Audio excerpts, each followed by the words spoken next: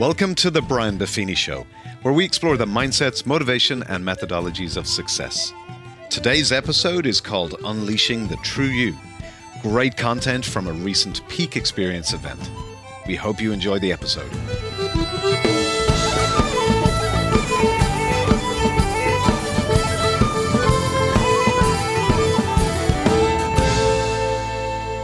So right now, what we're going to do to finish off this day is unleash. Can you say that word? Unleash. Let's rattle them next door. 1, 2, 3. Unleash. Let's see if they can do any better. Here, let me hear from you next door. On 1, 2, 3. I thought so. We're going to unleash the true you, okay? So here's the 3 points. How many points do I always cover? 3. Because that's how many a realtor can remember. So let's go to work. Uncovering your natural gifts. We know a little bit about that. We've been doing it for 20 plus years with the old heritage profile. Uncovering your natural gifts. Second, we're going to cover gifts used the right way. Gifts used the right way. So when I say gifts used the right way, is it possible that gifts can be used, and I'm going to give you some symptoms, and you're going to go, okay? And then lastly, how to develop your natural talents and your gifts. How to develop your natural talents and your gifts. And I'm going to go through Motown. I'm not the heritage spokesman in the family, but I'm going to use Motown, but I'm also going to embrace that which we know about each other, our abilities and our gifts. Okay, y'all ready? So let's go back to where I always start, Mr. Webster. What's a gift? Well, according to Mr. Webster, it's a notable capacity or talent. Notable capacity or talent. A capacity, which is an ability with some reserves. And then a talent that's there. Talent is not enough. Talent is not enough. Giftedness is not enough. Now, when giftedness meets preparation and opportunity and steadfastness and consistency, that's when magic starts to happen. That's when magic starts to happen, okay? So let me describe this to you. And again, I'm coming at it from a non-heritage standpoint, but remember the heritage is the foundation for this, okay? So when do you know you have a gift? People tell you. What's another way? Something's easy. Something's easy for you that's hard for somebody else. What's another way? Feels good, enjoys it, now we're getting there. Little tuning fork goes off. Little tuning fork, and it's a tuning fork moment. Doing. You get the feedback from other people. You know you're really good at this. Oh, really? You get the feedback. You see that it's kind of easy for you and other people struggle with it, okay? That's more feedback. That's called comparison feedback. But then you also have the old internal voice, which is kind of important. It's on occasions. And you'll say, that felt good. In the Hitsville documentary, my absolute favorite part, and you guys know when I watch something, it's, Beverly, God bless her. When I'm on the tail of something, it's just, she goes, honey, I'll stick with you through the first 20 times, but the last 50 are on your own. If I see Shawshank Redemption one more time, So when I watch something, I watch it and I enjoy it. And I actually do, just so you know, I'm not a total, I'm mostly. But it's the thing. I watch it and I enjoy it mostly the first time. But if it resonates with me, and I know this could help somebody, forget it. And there's one part in that Hitsville that I'm telling you, goosebumps and tears. And it was the discovery of a gift and all that came with it. So here's Stevie Wonder, Stevland Morris, 12-year-old boy, 12-year-old blind boy. A blind boy in the 60s comes to Motown, where they're making hit records the way In-N-Out makes burgers. And he walks in and he gets feedback from other people. Oh, this kid's a genius. Plays the piano like this, plays the bongos, plays the drums, plays the harmonica, play anything. This kid's, so that right on the spot, he got named. This kid's a wonder. That's where the name come from. So we got feedback from the market. But just so you know, feedback like that's not enough for you to own your gifts. You gotta have that tuning fork, and you gotta be in tune with yourself. And you'll see that Stevie Wonder, it wasn't impressing all these Motown people. He knew who Diana Ross was. He knew who all the different performers were. And they're giving him all this kudos. That was good. But it wasn't until he used the gift and he got the feedback from an audience, and as he says, and I blew the house out. That was when, oh my gosh, I think I have a gift. So I love this because it's the definition of a gift. Now, I want you to watch this. Okay, now lock in as if you're OCD Brian looking at something. So Stevie's brought out, he does his performances, and then they bring him off. And he comes out for an encore. So here's what he does. I'm going to tell you ahead of time. The first thing he does, he's feeling this from the audience, and he trusts his gift. He trusts himself, and he trusts the gift. Second, he takes a risk. Now, you got to remember, he's a 12-year-old blind boy in the late 60s in Detroit. He has to be led around everywhere by everyone. So he has to, and he's joined this big group, Motown, and they're telling him what to do and how to do it and the way to do it. And in the midst of that environment where, you know, if I'm a 12-year-old kid, I'm just doing what I'm told. If I'm a 12-year-old blind kid, I'm doing what I'm told because I'm afraid of being left there. You with me? He trusts his gift, and then he does this next thing. He takes a risk. He takes a risk. He goes off the reservation, starts working with the crowd. Everybody say yeah, yeah. Everybody say yeah. And he just starts going. And on the spot, he improvs a song that became his first #1 hit. So he just does this whole thing. He's discovered his gift. He trusts himself. He took a risk. And then there was a third thing. His gift had the support he needed. The reason that I get chills watching this video, and of course I looked at the YouTube, and we actually went to Motown, and we asked to buy the rights to play this whole thing for you guys, but they wanted $5,000 a second, and I said, no, it's $125,000 to swab their nose. I'm not paying $125,000 for a video. They can watch the freaking thing on YouTube, but I love you, but how much? So you can watch it on YouTube later on, but this particular video, the band leader, I'm watching the band leader more than I'm watching Stevie. And you'll see, the band has no idea where he's going. There's this little snot-nosed kid who's decided to go off on his own in front of a live crowd. And you see the band leader, and sometimes these little imperceptible hand changes. And the band, they're just kind of waiting. And then he gets going, and then he gets them moving. And when it's time to rock, he is totally supported in his gift. He trusts his gift, he takes a risk, and he's totally supported in his gift. He has the right people around him. And yes, the Stevie Wonder part of this gives me goosebumps. But what brought me the tears was the band leader and the band of watching a gift come together. This is what we all need.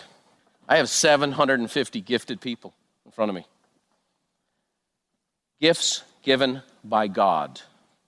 I know in the world we live in today, we're not allowed to say such things. But these are God-given gifts.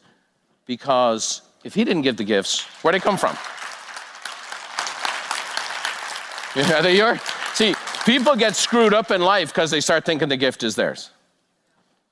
And what is a gift? What do you do with a gift? What's that? You always give gifts away.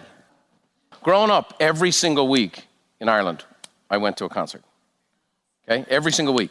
And Ireland was a place where you'd get the big stars to go and they do one show. I mean, they get 120,000 people.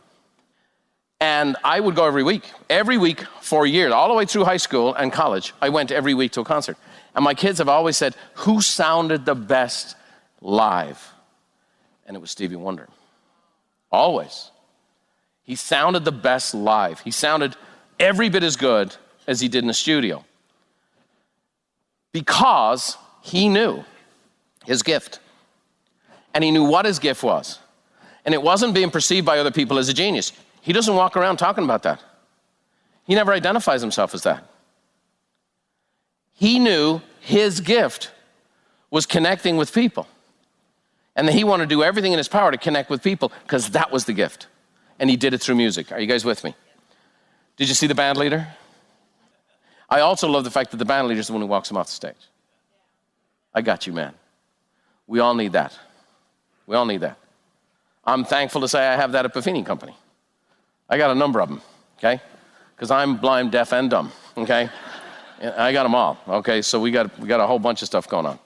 So the fact of the matter is, when you have that kind of support, when you kind of have that kind of help, when you build it out right, boy, now that gift gets to shine. So that's why having the right support staff, having the right people in place, having the right dynamic in your home life is crucial.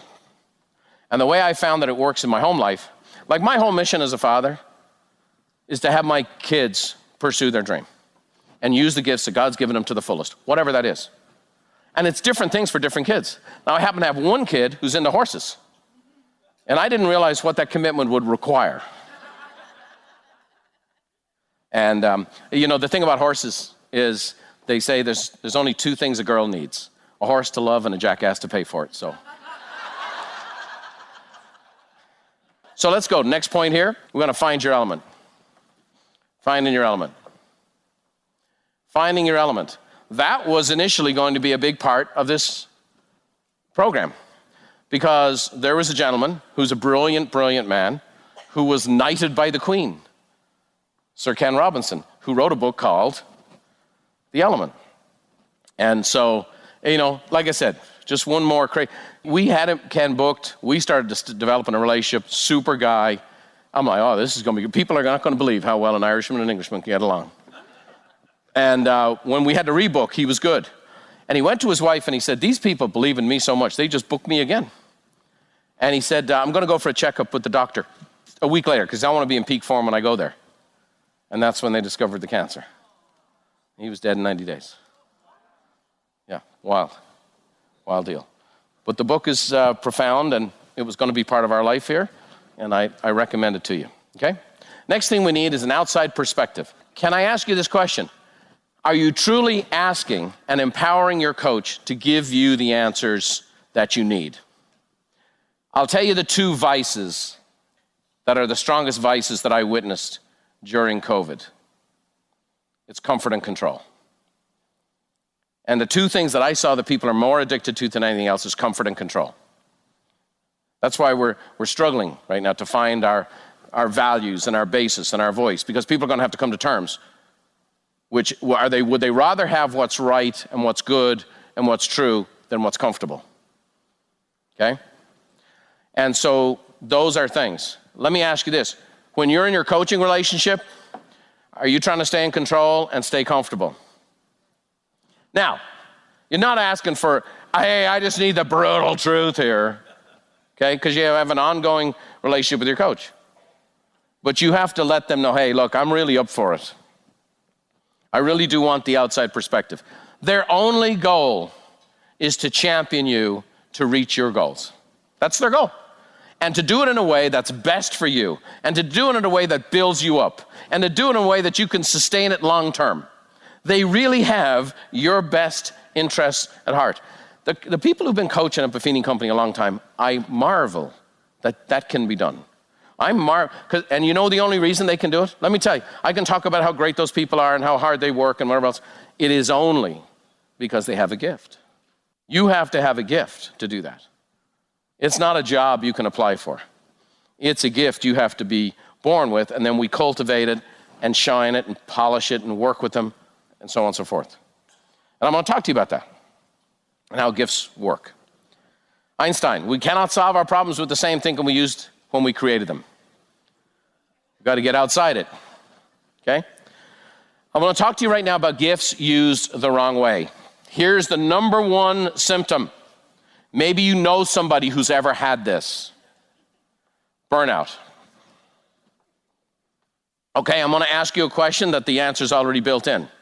How many of you, by a show of hands, would say, I'm gifted in the area of public speaking? Okay, a couple of you. The rest of you need a refund. Okay, let's try it again. Would you say I have a gift in that area? So if I have that gift, How is it possible that I've got burned out using that gift? Because I've used the gift my way instead of the way it was designed. Are you guys with me? And the constant battle of a guy who was born to do the very thing. My wife, and I've had heart-to-heart conversations with her, why is it that something I love to do so much hurts so bad? And of course, my bride, he knows how to deliver that outside perspective. Always gentle answer, because you do it your way instead of God's way, Brian. It's his gift. You got to use it his way. Burnout is what happens when you try to avoid being human for too long. Right? The Joan of Arc, nobody can do it like me. If I want it done right, I'll do it myself. Okay? Here we go. Joan of Arc, burned at the stake. Next, symptoms used the wrong way is a lack of focus. Lack of focus. Who's been the longest performer in the history of Motown? Believe it or not, it's not Smokey, because Smokey eventually ended up in a different label. It's Stevie Wonder. Isn't it interesting the guy who couldn't see had the most focus? I happen to think it's because he understood the gift as a gift. Okay? It needs focus. It needs attention. I don't just show up here. David Lally will attest to this.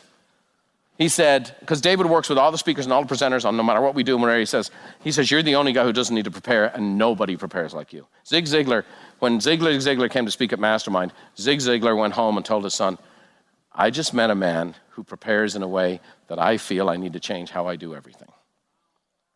Because I prepare. And because I'm that prepared, I can be totally free. Every event, the best stuff I do is, everybody say yeah! It's all the unplanned stuff. And the camera crew's like, where's he going? What's he doing? There's people in the back room. And an attorney's being called in San Diego. Is he allowed to say that? And I go, yeah!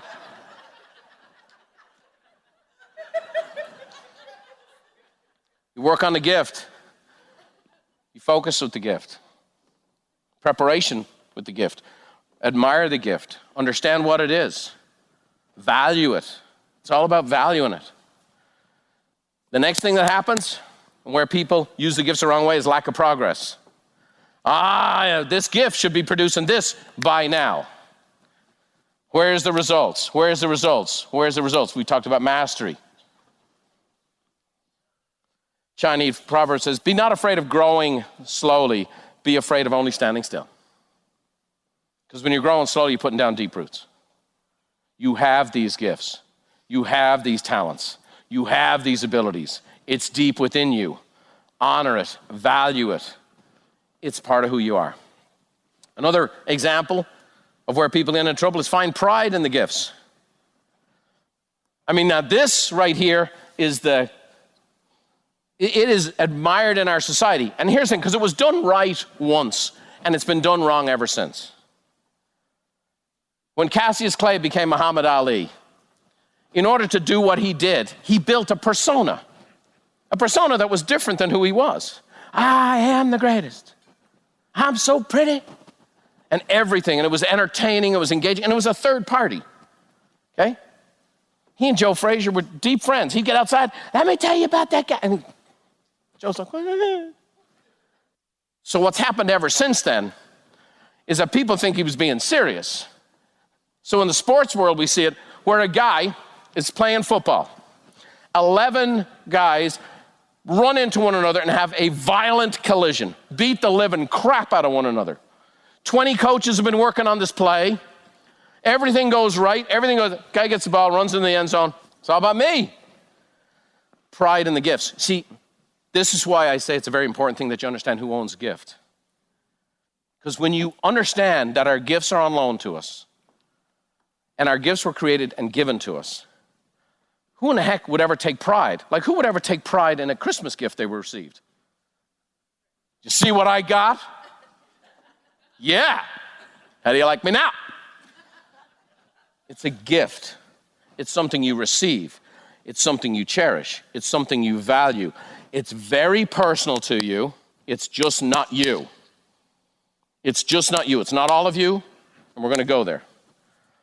By the way, this is not modern psychological thought. Here's William Gurnall from the 17th century. Pride of gifts robs us of God's blessing in the use of them. Even before Muhammad Ali.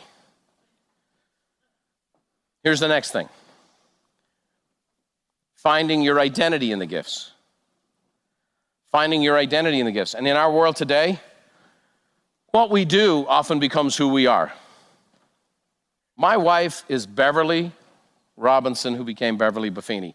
She is not Beverly, wife of Brian. She is not Beverly, mother of 6 kids, the A-team. She's Beverly.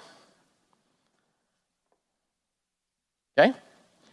Is she all in on being married? Is she all in on being a mom? I mean, I've never seen anybody who's all in like that woman is. But it's not our identity. By the way, when we first stumbled into the elements of the heritage profile, one of the source codes for it was this guy right here, Arthur Miller, who wrote this book, The Truth About You, long, long time ago. You were born for a purpose. You have to go to used bookstores to find this thing. And one of the things that's interesting about Arthur Miller, because he really discovered the different dynamics that became many iterations later, something like the heritage profile. But there's many different applications of what he created. But he spends about the last 20% of the book warning people. I'm going to let you discover your gifts. I'm going to help you understand your natural gifts and talents. How many of you enjoy the heritage stuff? He's going to say, I'm going to give you all that. And the last 20% of the books, he goes, don't find your identity in it. Don't find your identity in it. Don't find your identity in it. Okay? So now I'm going to go a little touchy place. So on one hand, we have a child who becomes Stevie Wonder. And on the other hand, we have gifts given by God, and I got to witness this in person also, called Michael Jackson. And I got real close to Michael Jackson at Wembley Stadium in front of 80,000 people. And I will tell you to this day, when I think of God's gifts, that's what I think of. And he was born with those gifts, and he cultivated those gifts. Now, I don't know what the truth of that whole story is, and neither do you, and neither does Oprah. But what I do know is that all the people around him found their identity in his gift. His dad, right? We all know about Joe Jackson. Many of the people, business people around it. To the only safe place ever for him for a child was to be on stage. And nothing else. There was no other safe place. I remember when he first came to England and he was on one of the breakfast shows, and he was talking about, I think he might have been 15, all the things he never did as a 15-year-old, that every 15-year-old in the world has done. And it was identity. Now, I don't know if he made that thing or whatever else, but when I watched the This Is It video, which was amazing, watching him on stage, like that was the only place it seemed like he was ever himself. Finding your identity in gifts is a very, very dangerous thing. Are you guys following me? So we're given this gift. We cultivate, we focus, we need to work through it, we need to put it out in the world, we need to do it, but we can't take pride in it. We can't find our identity in it. It's not who we are. Are you guys following this? This is tricky stuff. It's a part of who we are. It's a part of what we've been given. And I think as long as we honor the gift, we get to keep it and we get to keep using it and get to keep giving the gift away. Make sense? All right. So let's talk now about the happy stuff. Ready for the happy stuff? So here's gifts used the right way. First, it's a sense of flow. It's a sense of flow, okay? Mihai Csikszentmihalyi, my boy, wrote the book.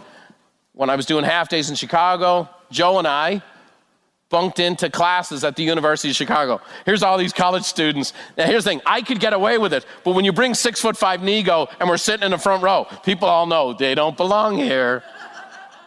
But we got to take classes with this guy. Flow is being completely involved in activity for its own sake.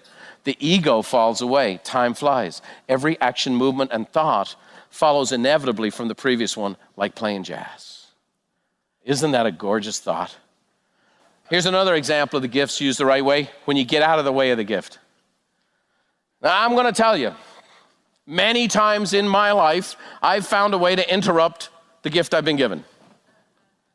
I've taken credit for it. I've thumped my chest. I've intersposed my own shortcomings or sense of humor or criticisms or whatever else. And it's like a glass of pure water and all of the smudges all over it.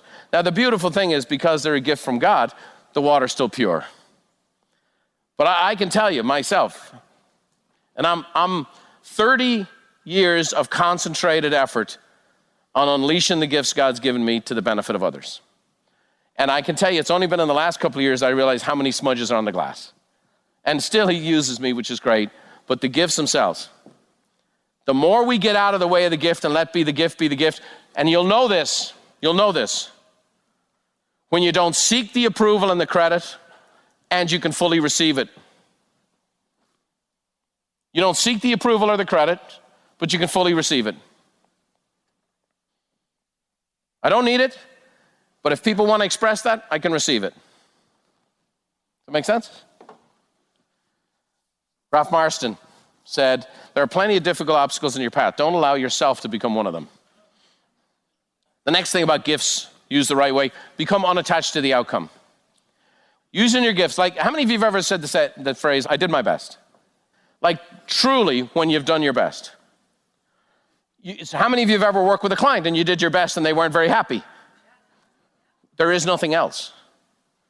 Then it's their false self wants to go attack your false self, and your false self wants to defend yourself. And we have two children interacting with one another. You guys with me? Okay. I did my best. Used the gifts the best I could today, laid it all out there. Great. Got a great result? Great. Don't find my identity in it. Didn't go so well? I gave it all. Give it all. Sometimes there's just things to learn from it. Okay? Unattached to criticism. Is that kind of an important thing in 2021?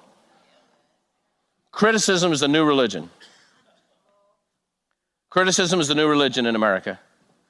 Anonymous people have unfortunately learned to do it. It's leading to a bad place. I've read so many books on the subject, how it starts out, and in our modern world, I mean, this has repeated itself many times in history, but in our world, it started out as political correctness, okay? Now it's turned into cancel culture, and it's heading towards totalitarianism. Because totalitarianism is only one way to think, only one way to process. We need diversity of thought. Freedom of speech doesn't mean I can just say whatever the hell I want, right? But freedom of speech means none of us is as smart as all of us, okay? And we have technologies and so on and so forth now that just engineer you a certain way. It was funny. I was doing research for these Facebook Lives on people moving out of California and so on and so forth. And on every news feed, on YouTube's and this and that, and Google, everything I did to turn on my phone, my computer, and whatever else, was one message on the other on how basically everyone was getting worse, of how California's in the toilet, da-da-da-da. I remember one time I said, Beverly, I need to go to walk on the beach to make sure the ocean's still there. Because we must be living in a sewer pit. But I was doing it for research for Facebook Live, but they go, the way that the whole dynamic is and the way they search engines work, we're going to give you more of what you want, more of what you want, more of what you want, and then there's only one way to think. And then anybody who thinks differently than that, what, you're staying in California? What kind of a moron must you be? Are you guys with me? That is now what's engineered into our society. When you are deep inside your gifts, you're immune to criticism. I'm going to say this to you the right way. So please understand this and don't take any offense to it. I receive a lot of mail. The vast majority of my mail, like overwhelming amount of my mail, is beyond flattery. The posts I get on social media are beyond affirming and flattering. And that's why people sometimes, companies analyze our social media. This doesn't sound right. There's an awful lot of people who really think you guys are, like, where's all the other stuff? But I'll get a letter from time to time. Like I got letters about peak experience. Here's the thing. I want you to take this the right way. I can read a letter of flattery and I can read that same letter the same way. Now, I want you to know when you write me a letter, it means a lot to me, okay? I'm not saying it doesn't mean anything to me, okay? But I want you to know that that same letter and this same letter, when I'm reading them in the mail, Like Jeanette kind of gets a giggle at them because she mixes them all up.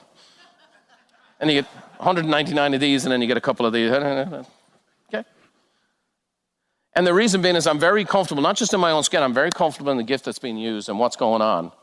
And because of that, you become kind of immune to the criticism. Because I know my own heart. I know my motivation. Now, can I ever get better? Is there sometimes constructive criticism? Absolutely. Is there things, hey, this happened or this was said, or, oh, okay, we can learn from that. Are you guys with me? So someone who comes with you with a solution, that's a different deal. How many of you would like to be free, by a show of hands, free from all criticism? Could I see your hands? Go deeper with your gifts. Live more in the state of flow with your gifts. It's like you have a bubble of immunity. Stephen Pressfield says, we cannot let external criticism, even if it's true, fortify our internal foe. That foe is strong enough already. You get me? You feel me? I have met the enemy, and it is I. No one has ever said anything, ever, as harsh to me as I've said to myself. On a regular basis. Are you with me? So when we give into the criticism, we've just made the internal foe even stronger. We turn it from a foe to an army. And now we got to fight on our hands. Gifts used the right way, here it is. Admire the gift as a gift. But you're like, Brian, I don't have your gift. No. I'm going to tell you, truthfully, when I'm really going and when I'm really blazing and I'm really deep inside the gifts that God's given me, I want to tell you this. It's like I'm one of you watching myself on stage. I'm like, that guy's good, isn't he? Wow. Like that gift is kind of wild. That's kind of wild. Because here's the thing, I don't have that same application in every other area of my life. Does that make sense? Like I take that gift on the golf course, it doesn't have the same application. I communicate differently on the golf course, apparently. You follow? Because I didn't get that gift, I got this one. Now here's what's key. And Kevin's in the back room, he knows where I'm going with this one. When I first started Providence Seminars, I had a partner. Because I didn't want to travel. I had 6 young kids. I knew what the casualty rates. I knew most speakers been married 5 and 6 times. I'd met speakers whose kids had not turned out great. And I knew I had this gift, but I said, I'm not going to travel. So I met up with this guy, and he saw me present. He's like, you got this gift, you got to do this, let's do this. So we started. This guy wanted my gift. I wanted him to go speak because I didn't want to travel. He wanted to go speak, but he wanted to go speak the way I spoke. He wanted my gift and never connected to his own. Are you tracking with me, boys and girls? We're talking about gifts, and I show you Stevie Wonder, but I also show you Michael Jackson. I'm talking about, hey, here's the guy on stage doing this, and then here's someone else who wanted that gift. He didn't want the gift. He didn't want the gift. He wanted the adulation that he perceived comes with the gift. Let me tell you, every gift comes with a curse. My mother, who's always right, always, 90 years has just proven, she's right, just shut up, she's right. And she says, God bills the back for the burden. You were made for your gift. And with that gift and the use of that gift comes all kinds of things. Sometimes people will have envy and frustration and da-da-da-da-da. Okay? Sometimes you don't know when to turn off that gift. It's great here, but can you turn it off? Developing your natural talents and gifts. Appraise your most useful talents. Here's the next thing. How bad you want it? Bad? How bad? Really bad, good. Here's my second favorite video in Hitsville. Her name's Martha Reeves. Martha Reeves shows up, applies for a job as a singer. Nope. Sings her little heart out. Nope. Comes back again. Nope. Not taking no for an answer. Nope. Okay, we feel bad for you, Martha. Answer the phones. Martha, you are not going to be in the Supremes. You're going to be a receptionist. How bad do you want it? She loved it. She threw herself into it. By the way, that's who we need to be, and that's who are the kind of people we need to bring on our team. When you bring in one of these young folks and they go, there's the dough. I got a job in the mailroom. Let me at it. I got a job in a warehouse. Let me at it. I got people who are willing to do anything. By the way, it starts at the top of the organization. I'm willing to do stuff that I would never ask anyone working for me to do. I still think like Martha Reeves. But then the opportunity came.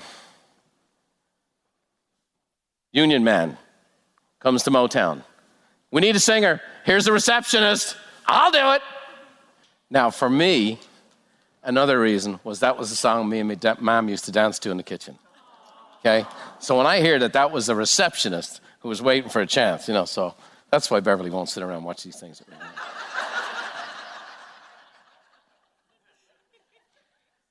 Here's major point number 3, leading into a short little exercise. We're going to do a little uncovering. The blotting paper is going to continue on here. Aligning your gifts of the heart with your gifts of the Spirit. See, when we say gifts, we have to understand what the gifts are. There's gifts of the heart. The heart and the Spirit, not the same thing. Stay tuned.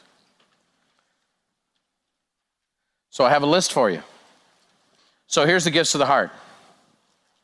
Love, joy, peace, patience, kindness, goodness, faithfulness, gentleness, self-control. Okay? Pick 3. That in your heart of hearts, you know. These are gifts of the heart. Love, joy, peace, patience, kindness, goodness, faithful, gentleness, self-control.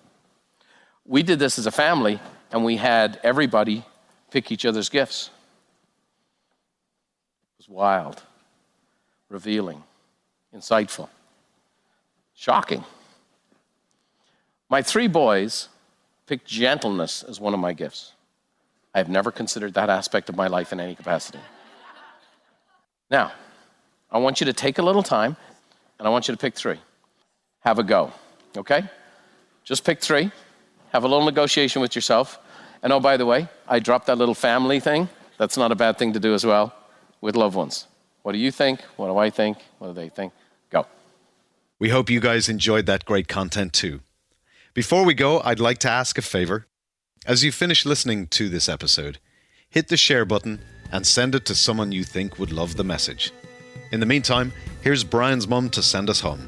May the road rise up to meet you, and may the wind always be at your back. May the rain fall soft upon your fields, and the sun shine warm upon your face. And until we meet again, may God hold you in the hollow of his hand. See you next time.